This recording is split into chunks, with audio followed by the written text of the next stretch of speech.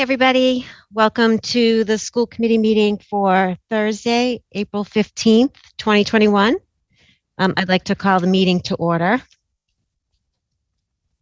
I am going to start by turning the meeting over to Dr. Bayetta for the reorganization of the school committee. Madam Chair, thank you. First of all, just for the public to know, we are live at Norton Middle School this evening as well as on Zoom, and it's being recorded. First of all, Madam Chair, thank you for your year of service this year. It has been a year like no other. I don't think any prior chairperson has had to deal with Zooming and calling and everything else that you've done, and you were great. And I appreciate your flexibility with me during the year as well. At this time, because of the annual town meeting just taking place, the current chair turns over the meeting to me, of which I will enter a motion to recess. No, just kidding.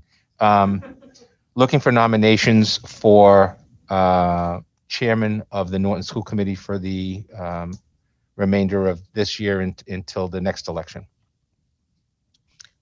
Dr. Bayetta, can I make a motion You may.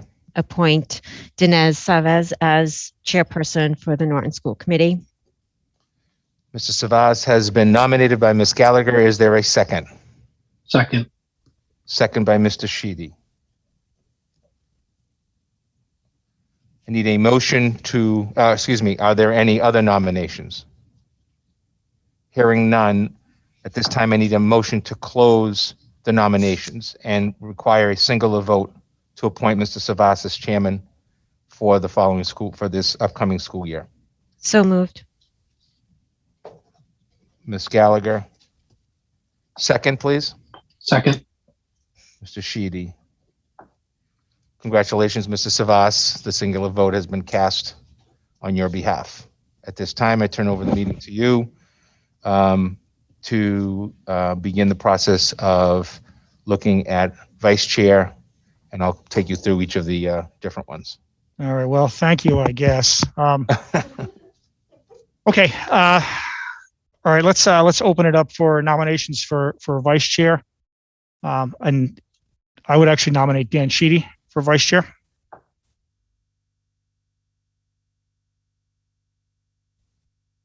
And it's need a second. Second. Sherry Cohen with a second. Any other nominations? No. Seeing none, I would cast a single vote for Dan Sheedy as vice chair. Sorry, I'm closing nominations. Need a motion to close the nominations? So moved. Gallagher. Second. Sherry Cohen, second. Mr. Chairman. Do we need to actually vote on that motion? Nope, No? it's a singular vote. Okay, I would cast my singular vote for Dan Sheedy as vice chair. Congratulations, Dan. Thank you very much. Look forward to it. Maybe. Okay. All right, next up, we're going to be, are we appointing or are we electing the? So you have, according to the school committee bylaws, Article 1,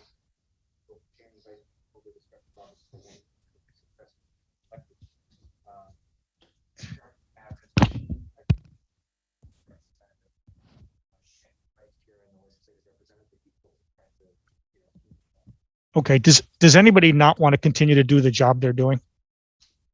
I'm fine. Sherry? Okay, you're the X factor on this one, I think. I keep forgetting to unmute. No, that's fine. I'll stay on Capitol. Okay, and Dan, you're fine staying? Yeah, that's fine. I'll stay legislative. Okay, Kathleen?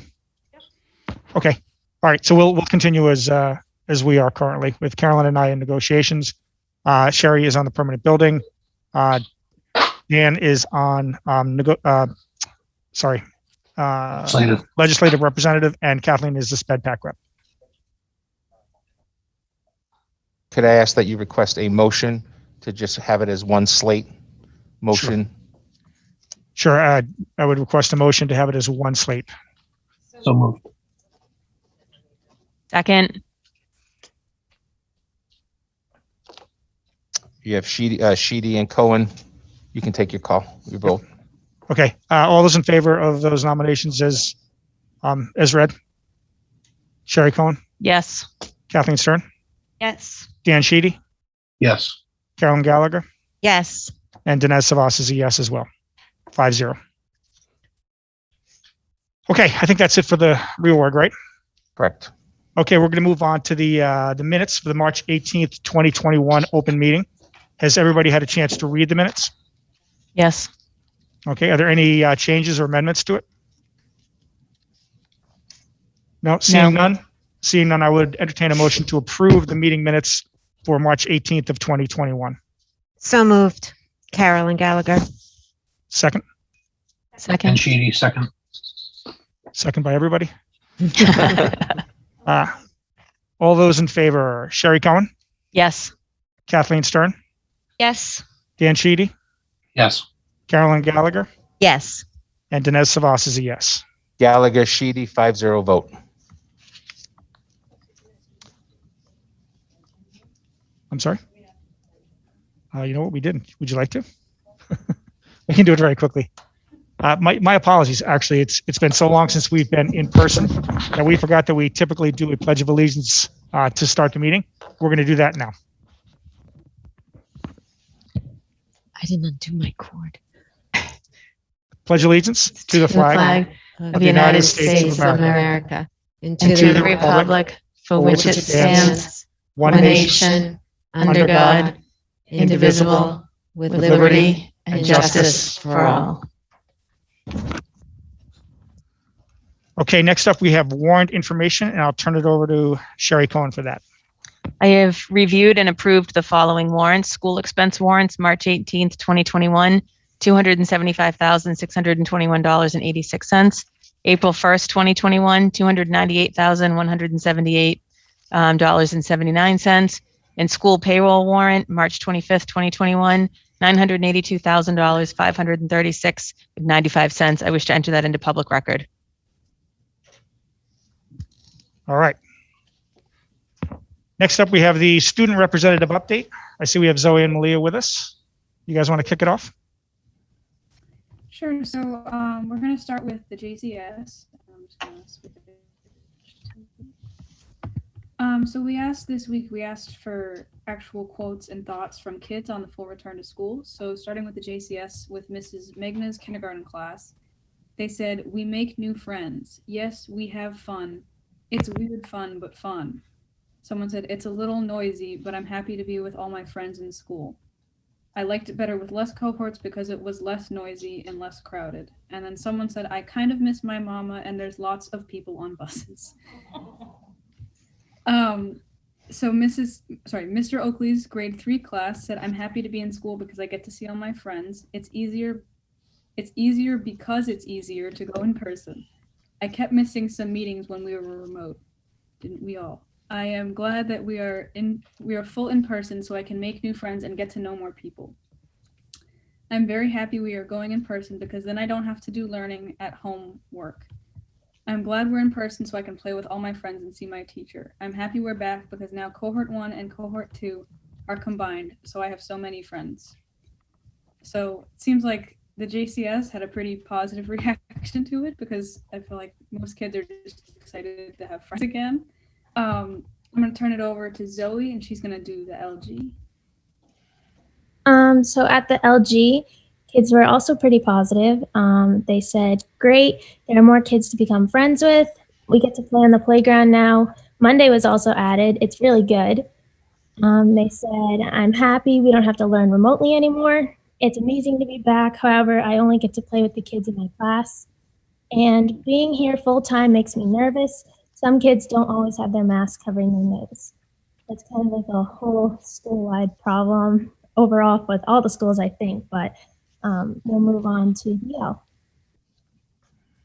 So for the Yale, he said he walked around asking the students what their thoughts on in-person school were, and they were overly positive with their responses. He said so many said it's awesome, it's amazing, or I love it. When asked what made it so great, the majority of them said to be able to see all their friends, which is a common theme, and to be able to make more friends. When he asked about the learning aspect of being back, they appreciated having their teacher by their side the whole time. They said it was so much better because they don't have to figure out timing and scheduling for themselves. They love the projects because they can do group projects, I think. They said it's nice to not have to do so much work alone on my own, and it makes it easier to learn since I'm back. One student mentioned that they felt extremely stressed about the work when in hybrid. They got stressed whether they were doing it right, putting in enough effort, or just getting nervous about this. I thought this was a telling thought. They are 4th and 5th grade students. That is a lot to bear as 9, 10, or 11-year-olds. A lot of people at the Yale seem to be a little bit upset about the spacing, but I don't think that's something that can change. So I'd say overly they were positive, which is good. So Zoe will do the middle school. The middle school was kind of pretty split with their opinions with the kids that said stuff. Some of the positives were it definitely feels weird with double the amount of people, but I actually find that going back full time has made me more productive and has made me better with getting out of the house more. They said it's definitely been hard to get back into a full week schedule, but I do enjoy seeing everyone and getting back to normal. It is very nice being back in full time because you get more consistent learning. You are getting into more detail in projects because you have more time. I am also able to socialize more with both cohorts combined. I enjoy being with my teachers 5 days a week and knowing that I can ask questions any day of the week. So that's pretty good with the positives. Some of the negatives were that my opinion is that I don't like it. Even though I get to see peers I haven't seen in over a year, the cons outweigh the pros. A lot of people in my unit are absent. I feel stress on myself. And in my unit, we never get homework since the teachers were nice and knew we had a remote day the next day.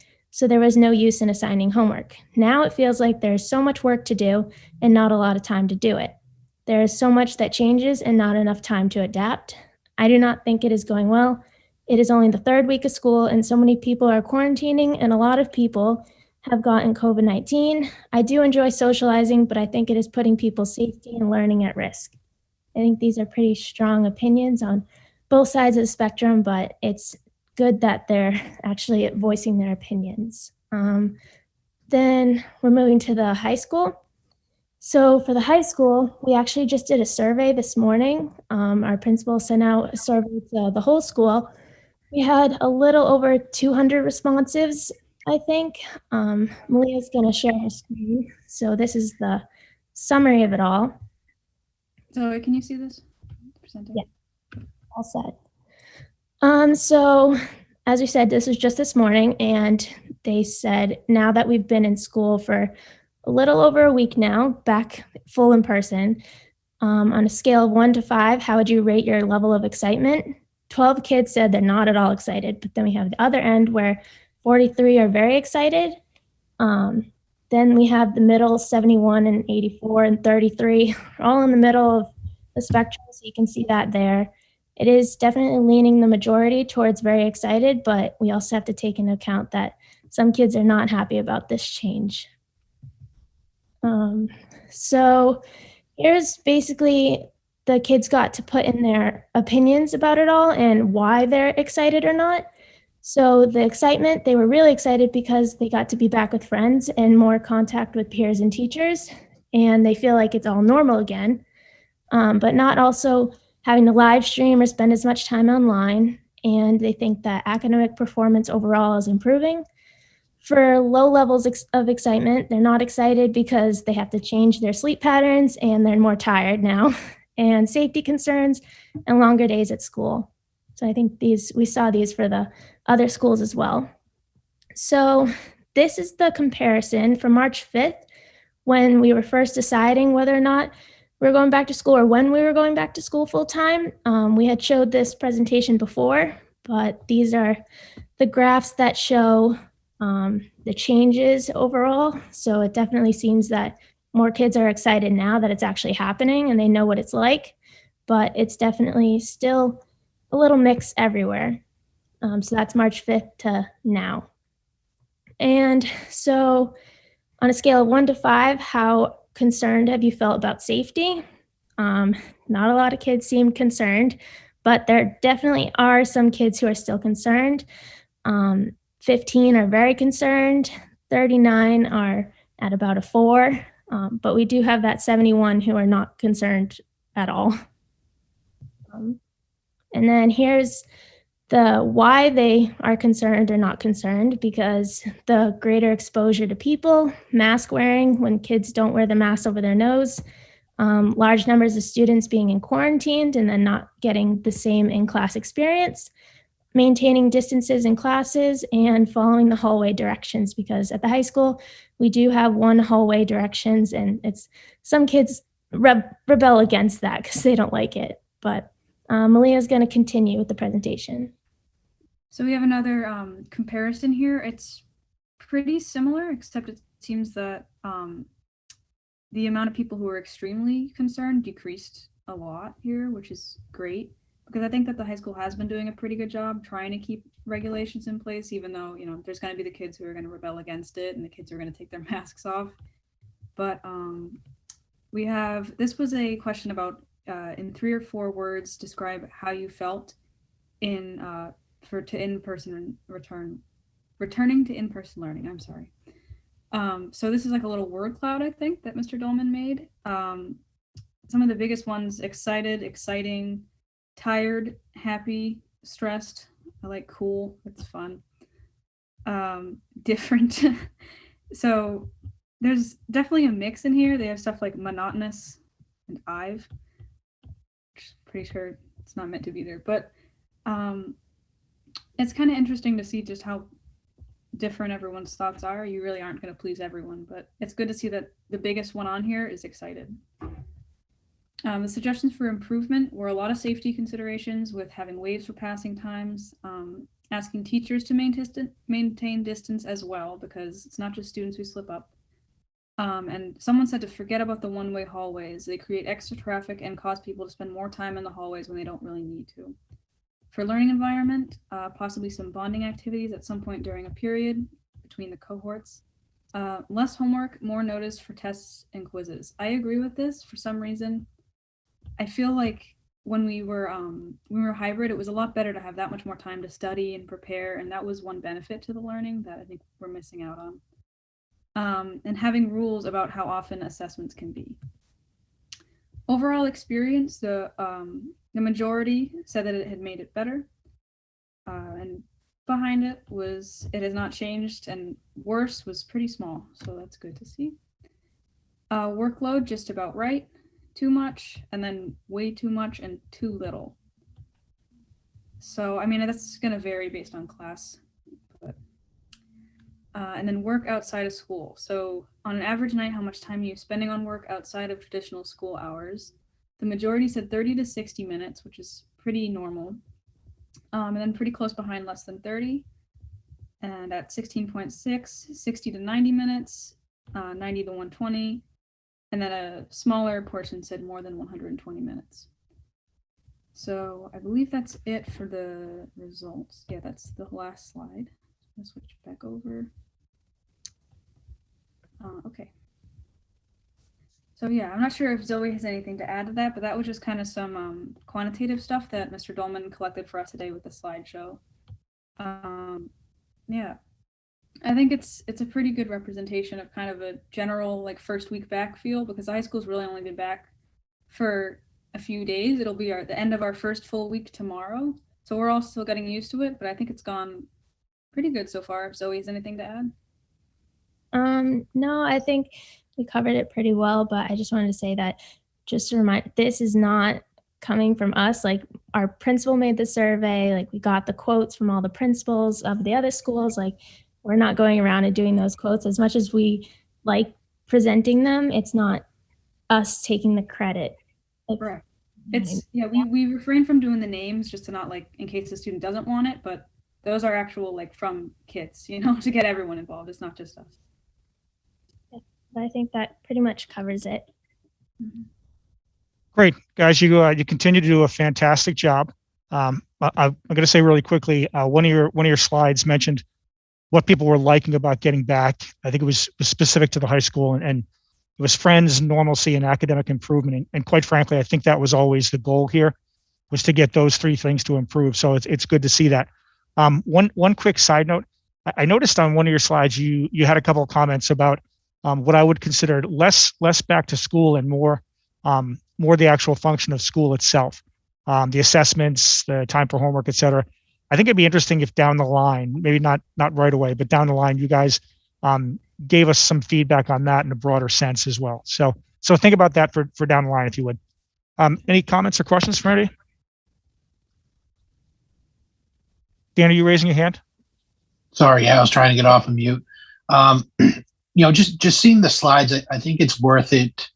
From Dr. Baetta's level, Jen O'Neill's level, to send a reminder to, the building leaders and the staff that, we need to also educate our student body on the proper mask wearing. And if it continues to be an issue, then that if that's causing students anxiety, then that's something we can easily deal with corrective measures and behaviors. So I think that's just important that we need to reiterate that from the top down, that has to be addressed in every building. If that's what our students are telling us, then we need to have our building leaders follow up on that, I believe.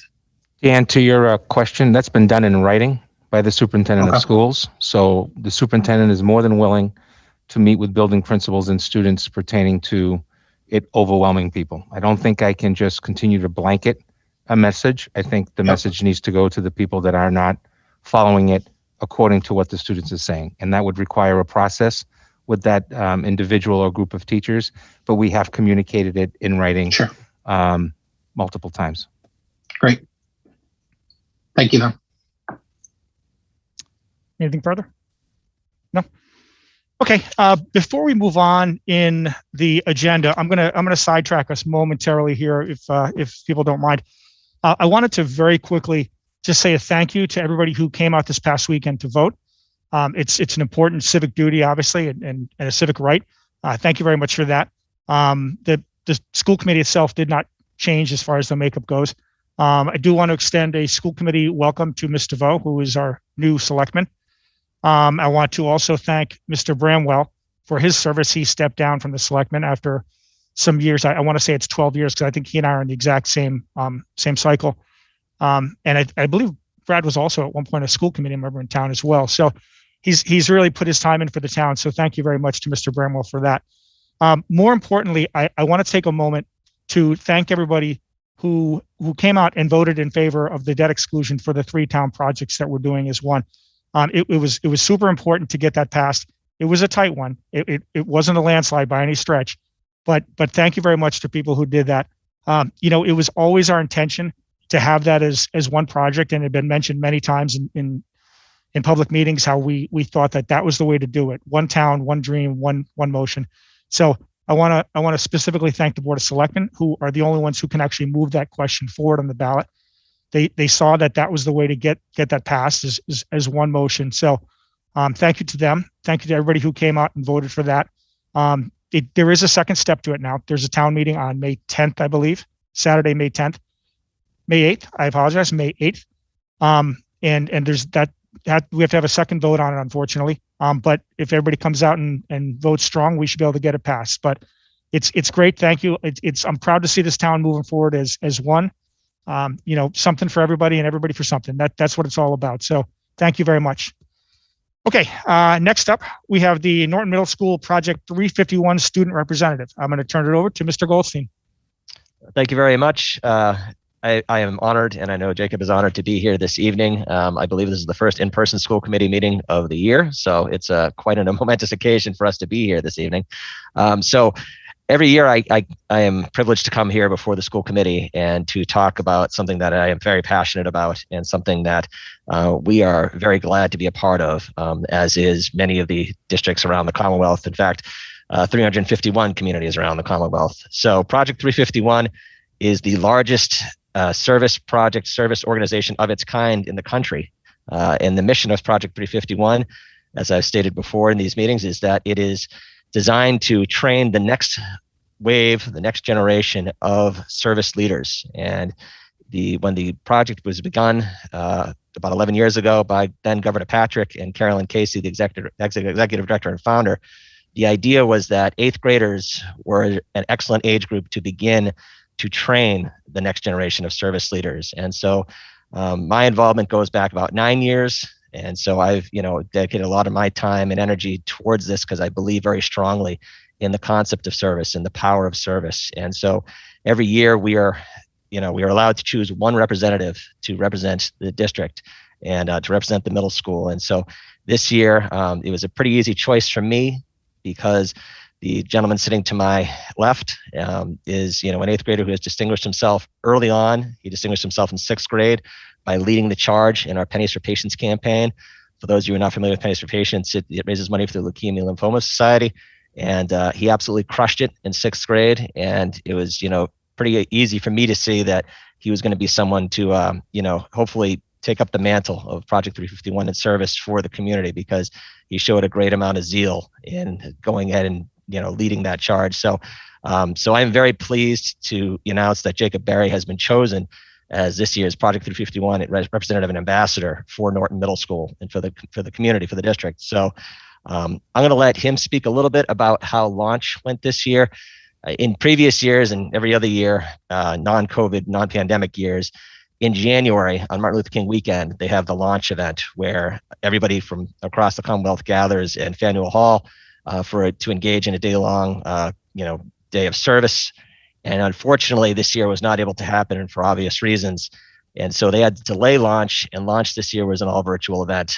So it was a little bit different for all of us, but I know Jacob's been very diligent in attending all the online meetings and being a part of it. So I kind of will turn it over to him for a moment and let him discuss a little bit about how launch went. And I know he wants to discuss the service project that he's going to be engaging in and hopes to engage the entire community. And so I'll let Jacob speak. Hello, school committee. Thank you so much for letting me not only be in the same room as you, but on the same Zoom meeting as well. Are we getting audio, Jacob? We're not getting audio, buddy. Same room as you, on same meeting as well.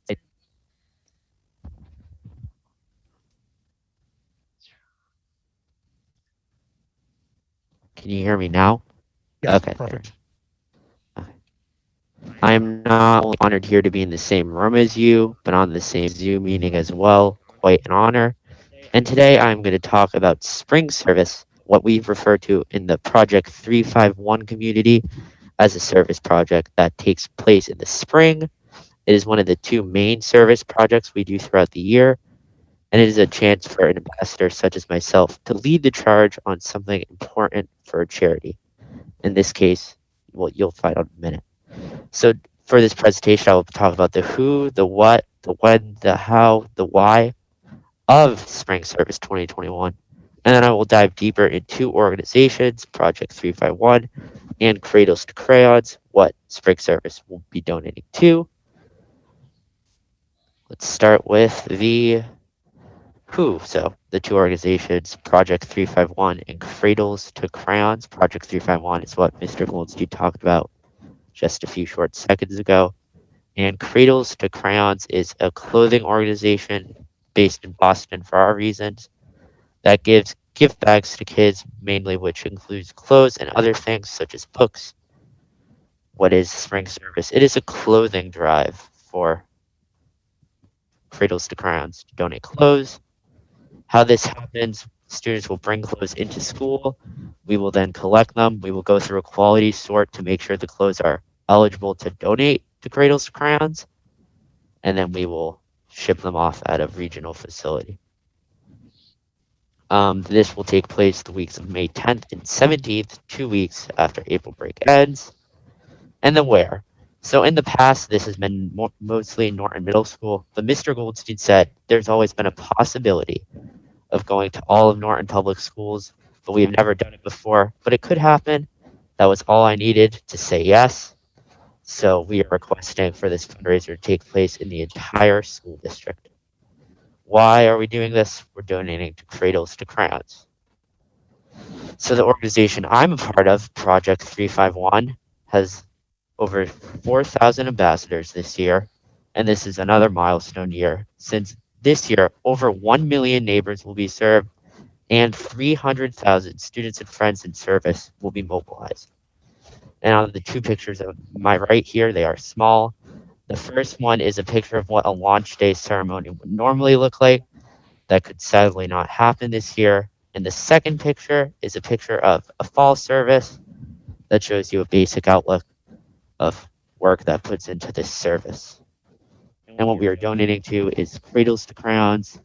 Cradles to Crayons has a whopping 1.7 million children served, roughly 430,000 volunteers, and many agencies since 2002. The two pictures on your right show Cradles to Crayons in action, from the service one on the bottom to the donation one on the top. I am very, very excited to take charge in this. I am ready. And that's it for me. That was awesome. Thank you, Jacob. So just to kind of elaborate a little bit further, in years past, we have basically, as Jacob mentioned, this has only been a Norton Middle School sort of thing. And so I knew that Jacob was eager to expand and, kind of broaden the whole scope of the project. And I know that, him and I batted around some ideas about how we can do that. And, one of the reasons we wanted to discuss that here specifically with all of you is, to let you folks understand, as the school committee, as the superintendent and assistant superintendent and others who are here, what kind of role you can play. And of course, that basically being, our cheerleaders and our champions, because many districts, it's a collaborative effort when we try to do these projects. And I know that, the power that you wield is tremendous as far as influence and as far as getting the word out. So anything that and everything, helps toward that end. And I'm confident that, we can, achieve a pretty good goal. And I think that, this year more so than ever, the need that people have demonstrated across the Commonwealth, across the country is really great. And I think if now really is the time to kind of say, all right, let's buckle down and let's do something good, for, our fellow citizens and that sort of thing. So, and it's very convenient that we're all back here now, because we've tried to do things throughout the course of this year, but it's been in fits and starts because we didn't have everybody here every day. Now that we have everybody here every day, it's much easier to kind of get in front of everybody and kind of put something out, that people can really take in and digest. And so we're thankful that we're all back, just to, circle back to what we were talking about earlier. So. Great. First and foremost, I want to say how proud I am of Jacob. Jacob is actually a good friend of mine. We've watched a lot of football together. And he is apparently the mini me of Patriots fans. So now we live and die. It's ride or die, right, Jacob? Ride or die, baby. First question. So expanding this to all schools, is this something we need to approve or? No, you don't need to approve it, but it would be a nice thing to do, because I think it would show the spirit of the school committee supporting this at all the schools, and it allows for all employees in the community to know that you're in support of it. Okay, certainly let's start with that. Is there any discussion about that at all? No? I think it's a great idea. Definitely. Okay. I would entertain a motion to expand Jacob's Cradles to Crayons project to all of the schools in the Norton district. So moved. So moved. Well, Dan Sheedy, and a second. Second. Who was the second? Was that you, Kathleen? And Kathleen Stern, second. All those in favor, Sherry Cohen, Yes. Kathleen Stern, Yes. Dan Sheedy, Yes. Carolyn Gallagher. Yes. And I don't know if I have to recuse myself. I mean, Jacob and I are tight, so no. Oh. Okay. So Dinesh Savas is a yes. Great. Jacob, that's an awesome job. Thank you very much. It's unfortunate that you didn't get to go to the thing at the State House. So that supposedly is really cool. Everybody who comes in every year talks really highly of that. So that's unfortunate. Maybe they can get you guys in sometime at a later date, but that is, it's unfortunate you missed that. Phenomenal job. Again, good friend of mine. I'm super proud of him. The family are family friends of mine. So I know they raised him right, and his dedication to service to others is phenomenal. So good job, Jacob. Any other comments? Congratulations. Yes. Jacob, first of all, thank you so much for being a student leader and also expanding the program. I think you are establishing something that could become the normalcy of how our 351 project works in the future. So thank you for that. So on behalf of the Norton Public Schools, we would like to recognize Jacob Berry for participating in the 2021 Project 351 program as the Norton Public Schools Norton Middle School Ambassador, and it's signed by me and dated today. And because of social distancing, I make sure that you get this, and we'll take a little picture if you allow me to do so, and then bring up the parents and family that are here tonight. Okay, so 2-minute recess if you don't mind. We will recess for 2 minutes.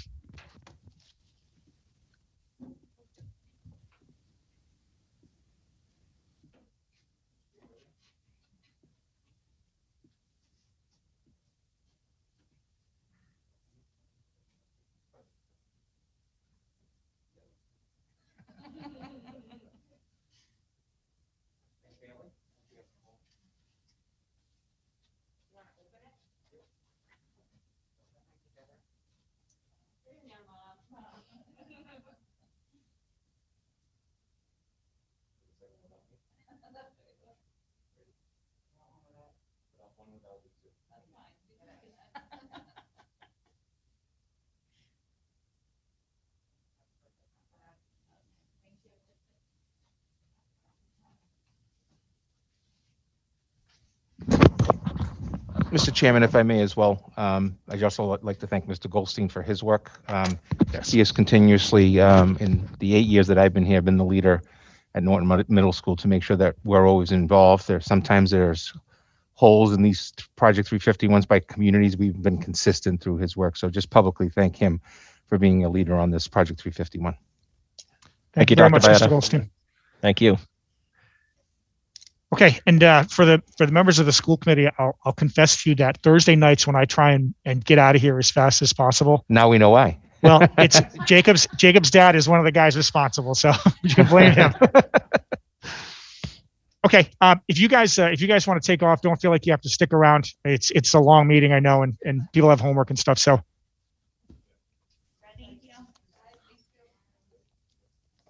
Take your time. Okay, next up, we're going to move on to the 2021 Magna Award. I'll turn it over to Dr. Bayetta for that.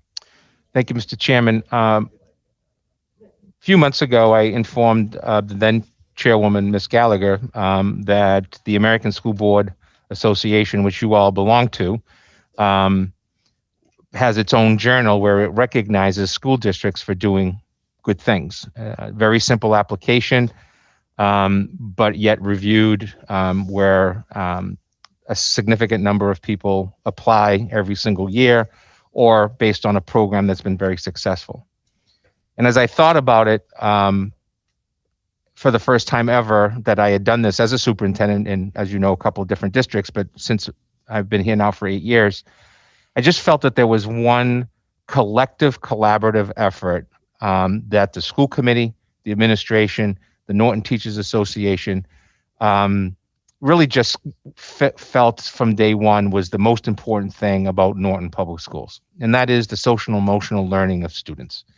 That if we make sure that that priority is where it should be, that grades and attendance and discipline and participation and civic duty and all of these things like Project 351 are so much easier to do, if you will.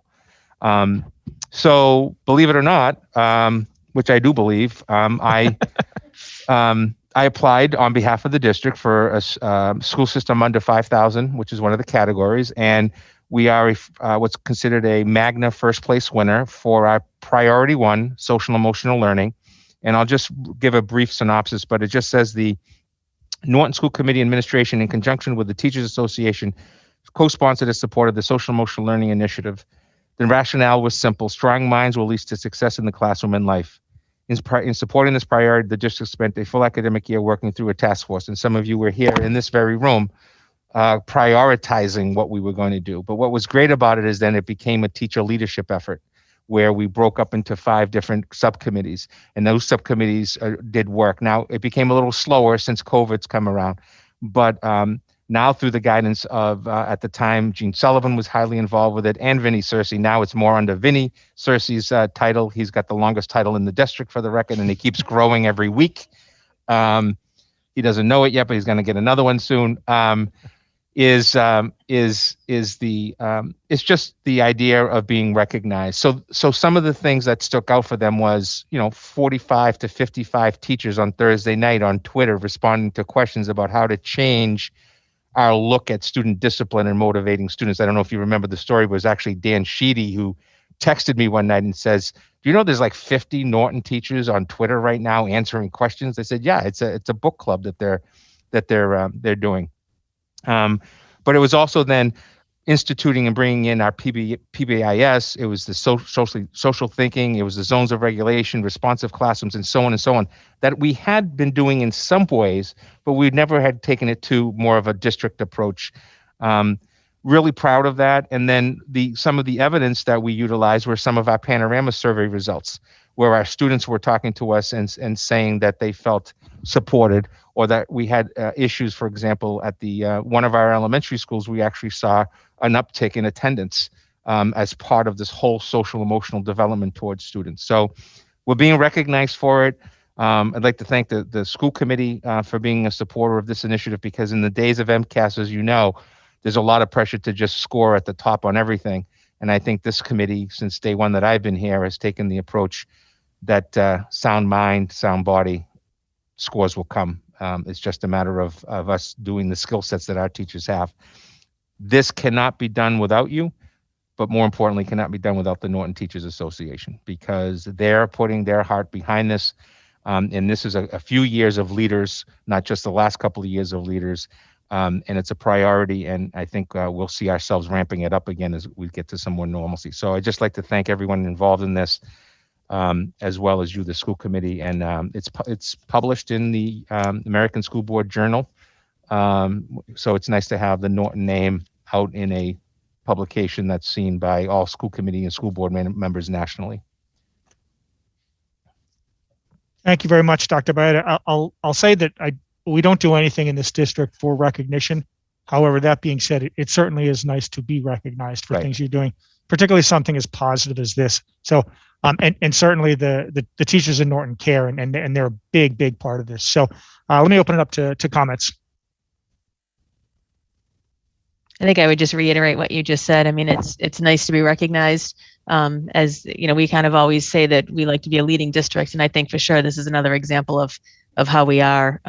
You know, from the top down with Dr. Bayetta and right through all the administration and the staff. So thank you to everybody that kind of make this happen. It's nice to see. If I can just add, I think for me, I think, Joe, you and I talked about this back in January, sort of this award. And I think that we were ahead of the curve, right? That in no other time in our sort of current world or society have we had such a need for really supporting the social emotional needs of children. And I think that we were really lucky that we had your guidance and really your support, and of course the support of all of the staff of Norton Public Schools to really make this a collaborative effort. And I think we can see what happens when everybody works together towards a common goal.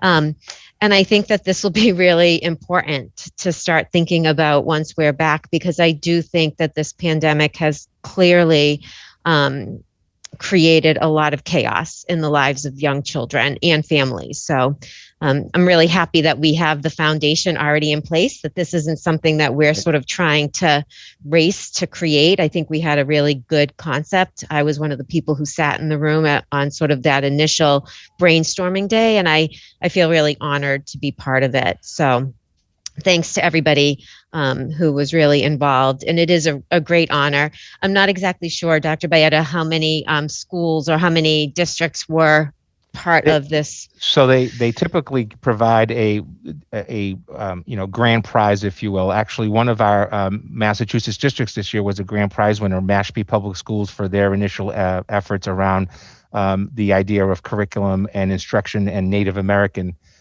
in that area, which is a very populated area and it has a history of Native American history. They were the grand prize winner for that size district. But it's typically a few hundred that apply. Sometimes it could be 90, it could be 70, but we didn't get an exact number. But one of the difficult situations they had this year, and it took it longer for them to get it out, was they decided to provide 4 winners within this category. Because they were having, according to them, a difficult time really getting down to choosing the differentiation, because SEL is so important, because topics around different cultures is so important. So, and other programs that are in the journal of actually provide other ideas for us to do in Norton Public Schools outside of SEL that I think we should absolutely look at as well. Well, while I'm honored that we received this, I'm not surprised at all. 5 years ago, when I started going to the conference, the school committee conferences, and they started talking about SEL, then I could say, well, we're already doing that. Well, we've already started that. Well, that's a program that we've already done. And a lot of people were coming to us, asking us questions about how we were doing it because we had already started it. Right. So we're not playing a catch-up game. We're playing a chug-along game, because we started this long before. And thank goodness we did, because whoever would have had the foresight to see what was coming down the pike. So we already had a lot of things already in place, and we just have to keep making them bigger and better. And our kids' emotional health is first and foremost. Well said. Okay. Any other comments? No? Okay. If not, we're going to stick with Dr. Baeta for the virtual school application consideration and survey. Yeah, so this is literally a piece of information for you folks to have, but I just wanted to give you a little information. You don't have to do anything with it today or ever. But as you know, the Commonwealth has already announced and is pushing that we will be returning in the fall in a traditional sense. However, that we keep ourselves open to potential other ideas because of family needs and the concern for losing enrollment. As you know, we've lost almost a doubling of our homeschool families. We know we have families still right now, about 275 or so students that are still under DLA, the Digital Learning Academy. So what does this really mean? We have some families already reached out to us and said, until my child is able to be vaccinated, I just don't see myself sending them to school. So the Commissioner of Education, this has been published for a number of years, but really because of COVID, right now in the state, we have 2 state approved by the Commissioner and Board of Education, just like the charter school process, schools. One is out in Greenfield. The other one is Tech over in the Walpole area, if I remember correctly. And they're both online, and they are packed with students right now. They have been filled with students since this entire thing started. And so the Commissioner reminded all of us, and I gave you the entire process, that there is the statewide initiative that requires sign off by the Commissioner, the school committee, and the Board of Education. A very lengthy process because you're actually doing it statewide. These are considered new schools, so within your realm of who's involved. The second is with the interdistrict, which would be, for example, X district and us get together, and it's only our students. School choice students are not part of that, ever. Okay, believe me, I asked. The third one is yourself, just doing it as a sole, and that sole one really just requires your vote, our application, your vote, and an academic structure for what it looks like. So everything from what curriculum are you using, what's the day look like for students, and so on and so forth. So we've had some internal discussions about keeping this open. It is a 4-month process for them. It would be due sometime in May. They're probably going to give folks some different flexibility. We're also looking at providing those individual needs without going through this process, just like we would if we had a DLA and it was just utilizing a third-party resource, but through us. So the students are still enrolled with us. They're still part of our sports and activities and so on and so forth. So this is for information for you. It's getting a little bit of play in some communities. There's a North Shore community with somewhere in the vicinity of 1,000 families that are interested in this because of the concern that they have for coming back full-time in person. I think there's a lot of mix of that. There's the people who health-wise potentially need this. There's the I don't feel comfortable, so more a combination of feeling and mental health, if you will. And then I think there's the, how do I do this and I don't have to worry about physically going to school. So it's for informational, and if you want me to look a little deeper into it, I'm happy to do so, and provide you an update to see if, first of all, are there any local districts that are interested in partnering. We definitely don't want to lose 100 students or 200 students. Our biggest decline in enrollment this year was because of our Little Lancers preschool, because we were not able to enroll and charge people tuition who are peer models. So, and rightfully so. I mean, it's crazy to charge $400 and, the student isn't in school all the time. But if you want us to look into it a little deeper, I can absolutely get some feelers out to my colleagues and say, what are they thinking? Are they thinking, not thinking? And then are there other collaborative ways that we could approach this as well? Okay. I think there's some stuff there that there's certainly some food for thought. We can think about that and come back to you at a later time. Does anybody have any questions or comments on that? No? Okay. Seeing none, we're going to turn it over to Mr. Searcy for the DECI Educational Stability Program Review Final Report. Thank you, everybody.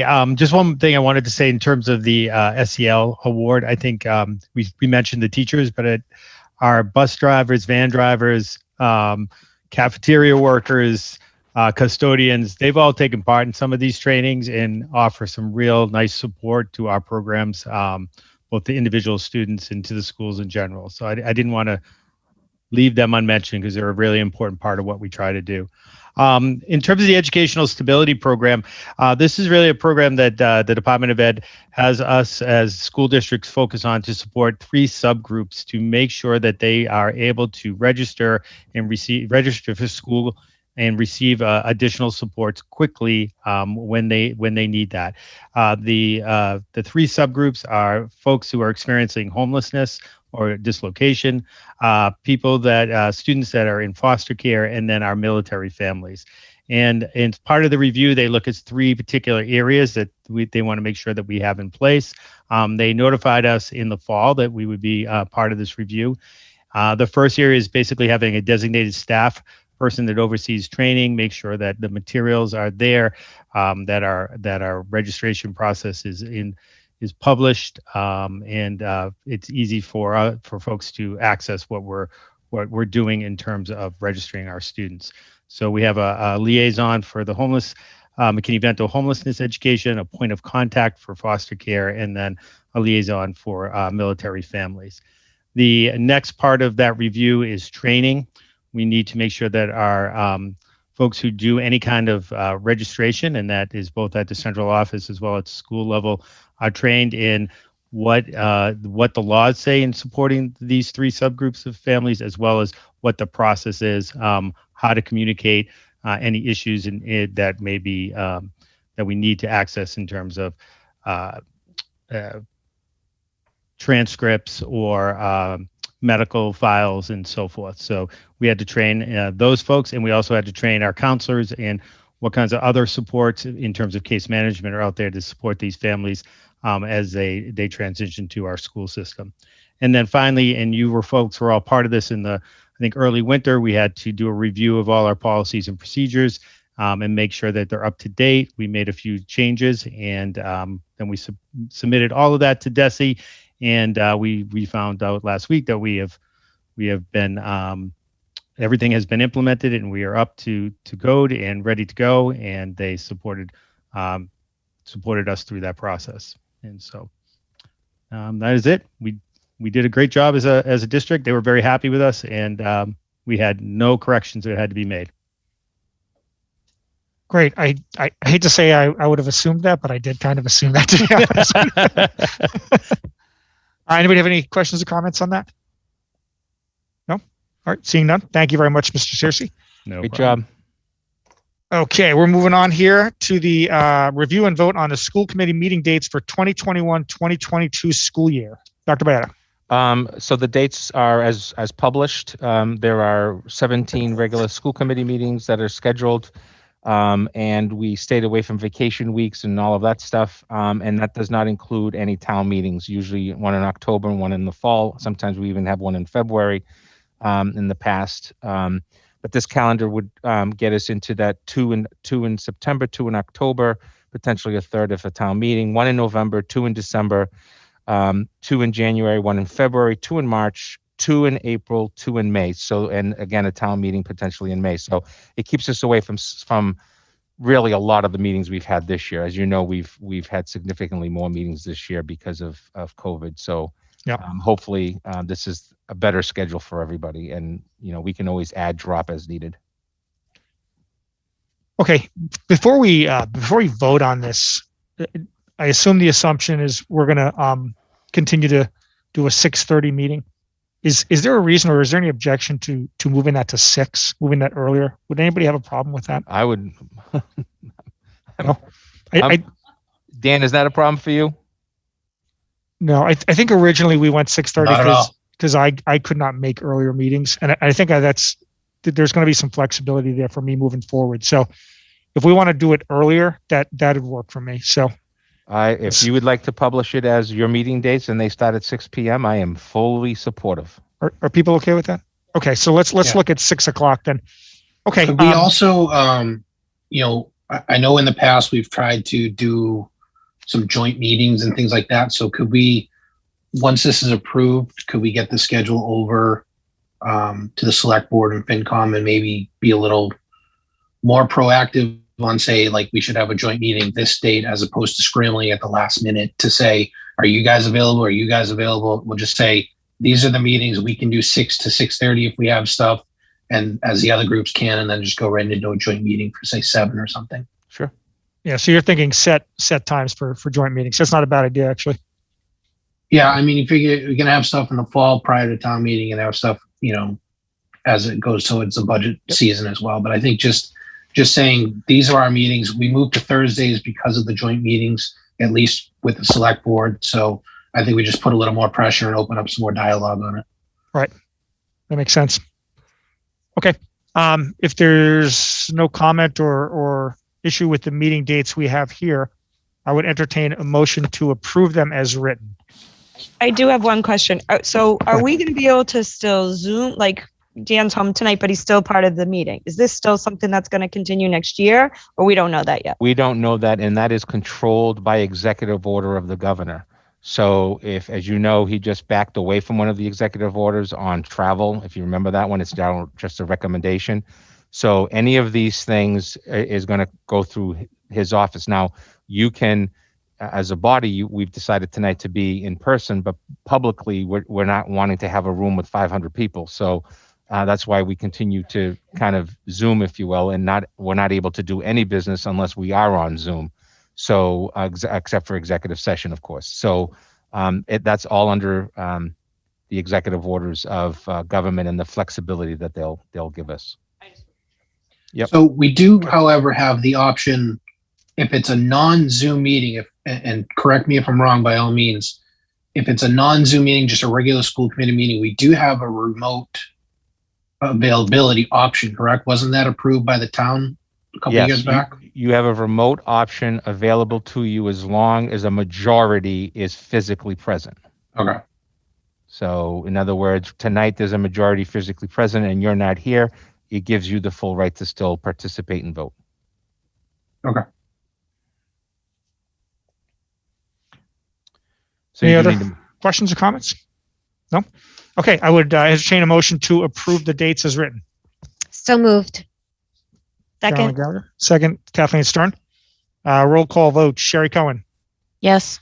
Kathleen Stern, Yes. Dan Sheedy, Yes. Carolyn Gallagher, Yes. and Dinesh Savas is a yes as well.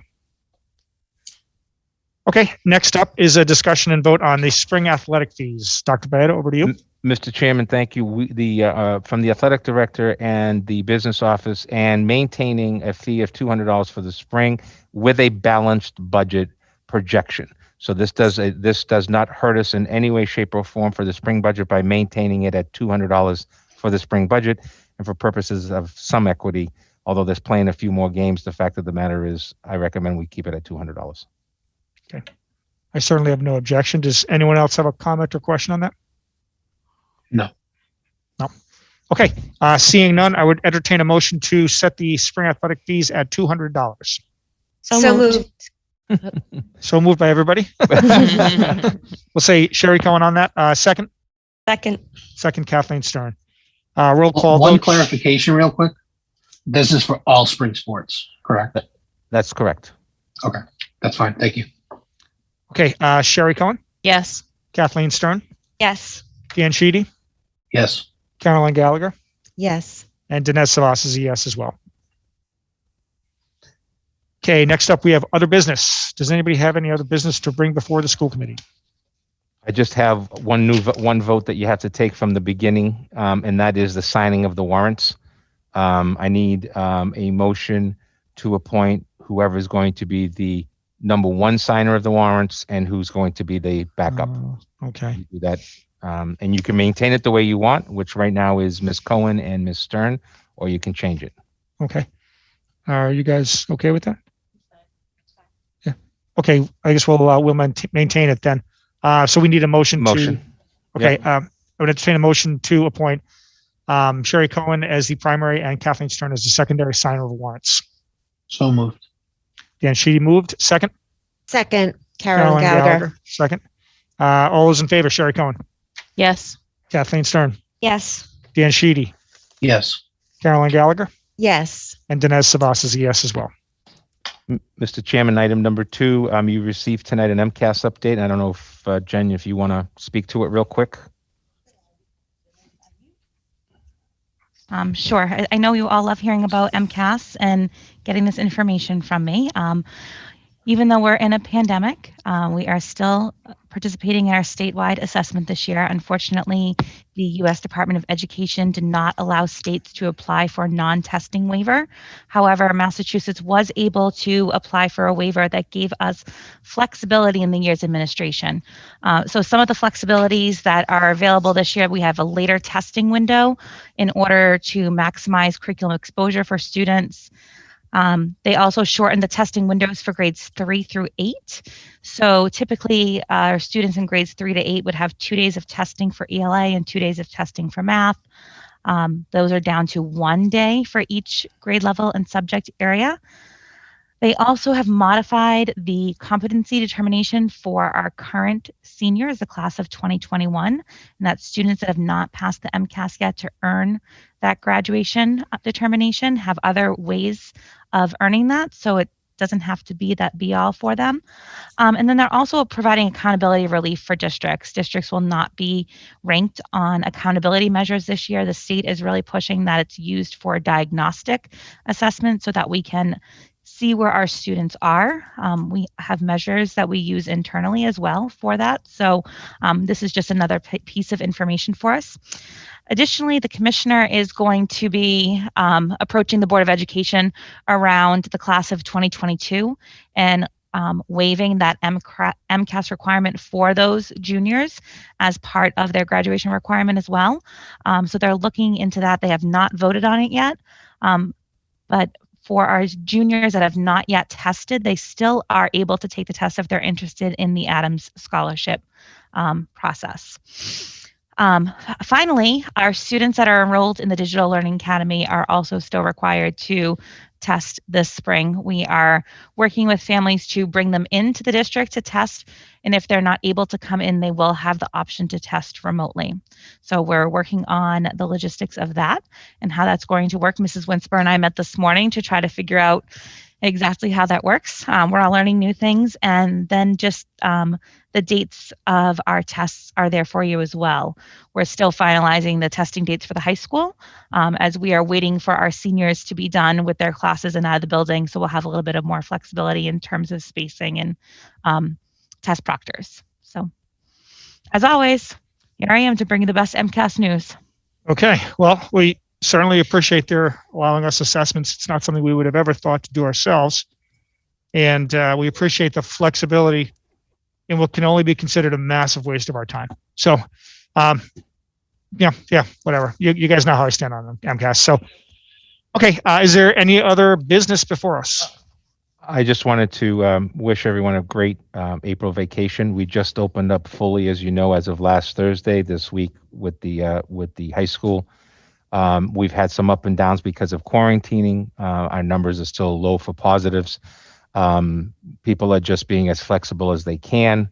I know that there's stress, but from my office to the staff to families, and by staff, I mean all of our employees, just a sincere thank you for being one of the first in the area to do it, to continue to prioritize safety as the number one discussion every single day, and on weekends and at night and during vacation probably. But we're very appreciative. And I think, the hours and the time, I'm going to single out one group because I haven't done so, and I think it's important to, and that is our school nurses. They are the key on making these decisions and recommendations for quarantining and positives and making phone calls. And I can assure you that they are not just doing it during their regular workday. They are doing it after hours. They are here till Friday nights until literally 6:30, 7:30 at night. February vacation, they received phone calls and information. So just a sincere thank you to the 6 of them for their work and their efforts for going way above and beyond as members of the Norton Teachers Association. Singling out is always difficult during a pandemic, but I've tried to do it from the heart, and this group has just gone way above and beyond, especially in the last few months, because they have a lot of responsibility in making those determinations and decisions. So thank you to our 6 professionals. I just want to add one quick thing, just an observation. So I've been in Mansfield schools quite a bit lately. like every day. And the one thing that I've noticed more than anything is that the little nitpicky things between the kids. He pushed me, he touched me, that's obviously not happening. But neither is he called me a name or she did this or somebody hurt they're just so happy and so thankful to be back in school together. Yep. That just the whole feeling in the classroom is just amazing. In 17 years, I've never had this happen ever. So I know it's hard. I know people are making sacrifices. I know it's hard for parents to be the yo-yo of your remote because of a quarantine or what. I understand that. But for the overall good of these kids and their psyche, it's what's been really needed. And can I just circle back for a second? I know on our favorite topic of MCAS, because I think it would be important and would be nice if we as a school committee and as a district reminded our teachers and our parents that this is just a test, to not put a whole lot of pressure on our kids for this test. Just relax, do the best you can. I just think it's important as a district for something to go out for people to understand we're not really looking at this. We really aren't. It's a waste of our time. It's ridiculous that they're doing it. So kids, go out, do your best, and parents, please just have a little bit of grace with the kids. This is crazy. So I would just hope as a district we might be able to do that. We will. Thank you. Last minute shout out, KW, Karen Whisper, coming tonight. She had nothing on the agenda, Director of Instructional Tech. Paul Driscoll, again, long days for those folks, just for setting us up tonight and making it run so smoothly. I just want to make sure that I shout them out as well. Yes, thank you very much to them. And before we go into a motion to adjourn, do we have a link for the executive session? We do not. Mr. Sheedy will be calling in. Okay. So, because we're here live. Perfect. That's what I need to know. And you need a motion to adjourn to not return, to go into executive session for the purposes of union and non-union contract discussions, and you will not be returning back to the regular session. Correct. Okay, I would entertain a motion to adjourn the regular session meeting and enter into executive session for the purposes of discussions of non-union and union contracts, not to return to regular session. Carolyn Gallagher. Gallagher, Cohen. Second, Cohen. We were told to use our names. Roll call vote. Sherry Cohen. Yes. Kathleen Stern. Yes. Dan Sheedy. Yes. Carolyn Gallagher.